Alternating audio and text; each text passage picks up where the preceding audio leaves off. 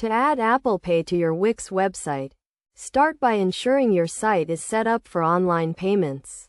Go to the Wix dashboard and click on Settings. Then click on Payment Methods. If you haven't already, add a payment method such as Stripe or Square, as these support Apple Pay. Next, go to the Wix editor and click on Add on the top bar. Then click on More from the drop-down menu. Search for Apple Pay and click on it to add it to your site. You will be redirected to the Wix App Market, where you can click on Add to Site. After adding Apple Pay, go back to the Wix editor and click on Settings. Then click on Payment Methods. Click on the payment method you added earlier, such as Stripe or Square, and toggle on the Apple Pay option. To test Apple Pay, go to your website and try to make a purchase. When you get to the payment page, click on the Apple Pay button.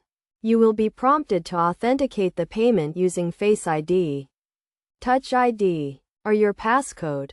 Best practices for adding Apple Pay to your Wix website include making sure your site is secure and has an SSL certificate, as Apple Pay requires a secure connection. Also, ensure that your payment method is set up correctly and that you have tested Apple Pay on your site to ensure it is working properly.